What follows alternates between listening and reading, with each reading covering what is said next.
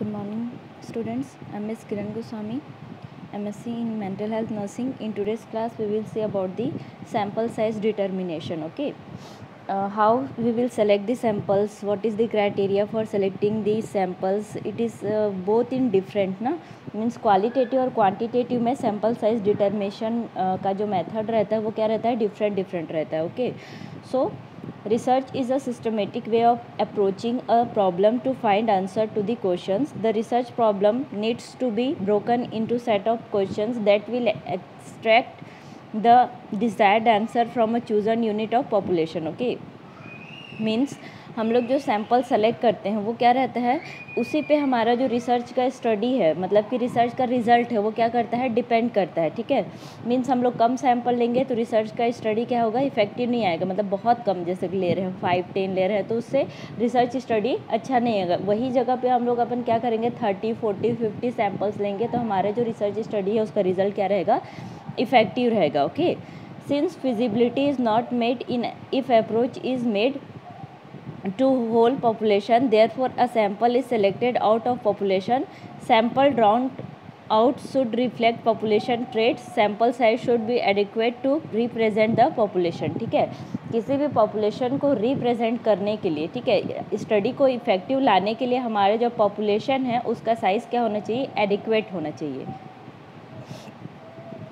So next we will see about the sample size in qualitative studies. ठीक है, qualitative जो हमारा research study है, रिसर्च डिज़ाइन है, उसमें सैम्पल का साइज़ कैसा होना चाहिए वो अपन देखते हैं. ठीक है, sample size in qualitative study is not guided by rules. The sample size in qualitative studies largely depends on the several purpose of study, the quality of informants, the type of sampling strategies used. ठीक है, qualitative research study में sample का जो number है, sample का जो amount है वो किस पर डिपेंड करता है, क्वालिटी ऑफ इंफॉर्मेशन पे and type of sampling strategies used पे. जैसे कि हम लोग क्या है, क्वालिटेटिव रिसर्च स्टडी में क्वेश्चनर पहले से नहीं बनाते हैं. ठीक है, सपोज़ हमारे पास 5 सैम्पल हैं, उसमें से 4 सैम्पल ने अच्छे से रिप्लाई नहीं किया और जो हमारा 5th सैम्पल है उसने क्या किया, अच्छे से रिप्लाई किया. ठीक है, 6 ने और अच्छे से रिप्लाई किया. तो हम लोग क्या करेंगे, अपने सैम्पल साइज़ को इंक्रीज़ या डिक्रीज़ कर सकते हैं क्वालिटी ऑफ इंफॉर्मेशन के हिसाब से. ठीक है, जैसे कि 3/4 जितने भी है उन लोग कम इन्फॉर्मेशन दे रहे हैं तो हमको और इन्फॉर्मेशन का नीड है. ठीक है, हमको और क्वेश्चनर करने हैं तो हम लोग उसमें क्या करेंगे, और सैम्पल्स इंक्लूड करते जाएंगे. ठीक है, तो इसलिए क्वालिटेटिव रिसर्च स्टडी में सैम्पल का साइज़ क्या रहता है, फिक्स नहीं रहता है, वो अपडेट होते रहता है, मतलब चेंज होते रहता है. किसके हिसाब से, इन्फॉर्मेशन के अकॉर्डिंग. ठीक है, हमको जितना इन्फॉर्मेशन चाहिए अगर उतना नहीं मिलेगा तो हम लोग सैम्पल का साइज़ क्या कर देंगे, इंक्रीज़ करते जाएंगे. Okay, so it also depends upon the variety of characteristics we are looking for. ठीक है, सिर्फ क्वेश्चनर और इन्फॉर्मेशन नहीं है, हमको जो कैरेक्टरिस्टिक्स चाहिए अगर वो भी मीट नहीं करेंगे तो हम लोग सैम्पल साइज़ क्या कर सकते हैं, इंक्रीज़ कर सकते हैं. Okay, the more the variety the bigger is the sample size needed. In case less number of characteristics expected from sample, the sample size suitable will be kept at the level where is attained saturation and there is no further possibility of more wish to be accommodated. ठीक है, sample size क्या रहेगा इसमें, उसके बाद changes होते रहेंगे, वही चीज़ इसमें लिखा हुआ है. ठीक है, the next we will see about the sample size determination in the quantitative studies. ठीक है, how it is.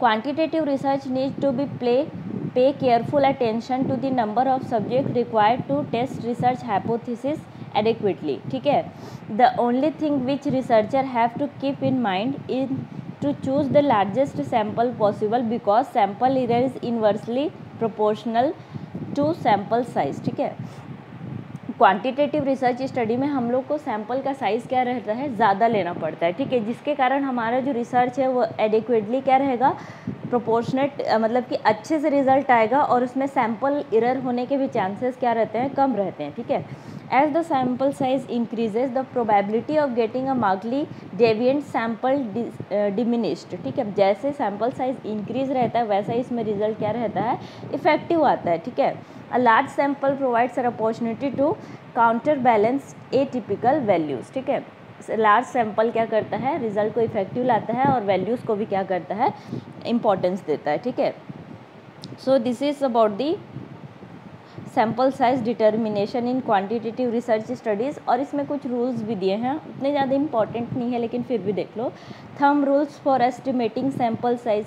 Thumb rule मतलब एक मुट्ठी में जितना आ जाए उतने को हम लोग सैम्पल साइज ले लेते हैं, इसलिए इसको क्या बोला जाता है, थंब रूल। ठीक है, इसमें क्या बोल रहा है, thumb rules for estimating sample size lack scientific basis and many scientific dislikes them. ठीक है, अब हम लोग कोई क्वांटिटी अपन पहले से डिसाइड नहीं कर रहे हैं ना, एक मुट्ठी में जितना आ जाए उतना सैंपल बोल रहे हैं। ठीक है, सो ये रिसर्चर या साइंटिस्ट इसको क्या करते हैं, अच्छा नहीं मानते, डिसलाइक करते हैं। ठीक है, however when no baseline information for computation of sample size is available and constraints do not permit pilot study either, the following thumb rules can be used। ठीक है, अगर कोई भी वहाँ पे क्वांटिटेटिव मेजर्स उपलब्ध नहीं रहेगा, अवेलेबल नहीं रहेगा, तो उस वजह से हम लोग क्या करते हैं, थंब रूल मेथड को क्या कर सकते हैं, यूज़ कर सकते हैं। ठीक, then sample size determination using table. जैसे कि मैं टेबल फॉर्म में बताई थी ना, सैम्पल को हम लोग क्या करते हैं, रॉज एंड कॉलम में डिवाइड करते हैं, उसके बाद रिसर्चर उसी में से क्या करता है, सैम्पल डिसाइड करता है कि उसको कितने सैम्पल चूज़ करना है। ठीक है,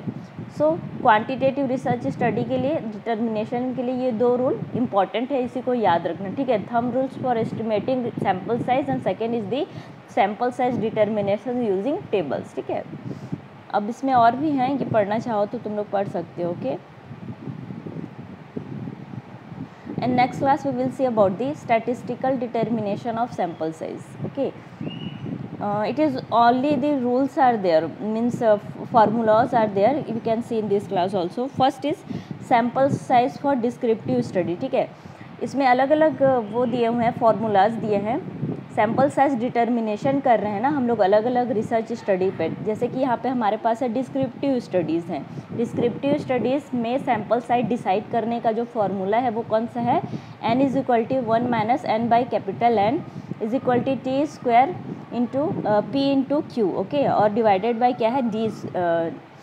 ठीक है, सो यहाँ पे क्या है, n is equal to sample size. n का मतलब क्या है, सैम्पल साइज है। कैपिटल N का मतलब क्या है, size of eligible population. Then t is equal to square value of the standard deviation. Okay, t मतलब स्टैंडर्ड डेविएशन का स्क्वायर वैल्यू। ठीक है, then p is equal to percentage category for which we are computing the sample size. Then q 1 minus p, then d square that means square value of the 1/2 of the precision internal around the sample estimate. ठीक है, ये जब हम लोग करेंगे ना research study तब अच्छे से समझ में आ जाएगा।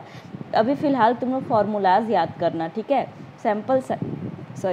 Sample size for descriptive studies, formula क्या है। ठीक है, देन सेकेंड उसके बाद है, दो फार्मूलाज याद कर लो, इनफ है।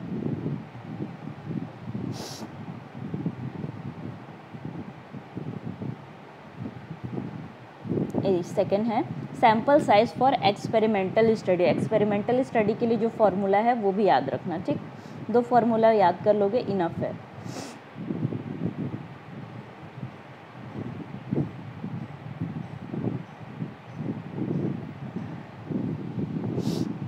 Next class we will see about the factor affecting sample size. ठीक है, सैम्पल साइज डिटर्मिनेशन डिस्क्रिप्टिव और एक्सपेरिमेंटल स्टडी में ओनली फार्मूलाज याद रखना। Okay, then thank you students।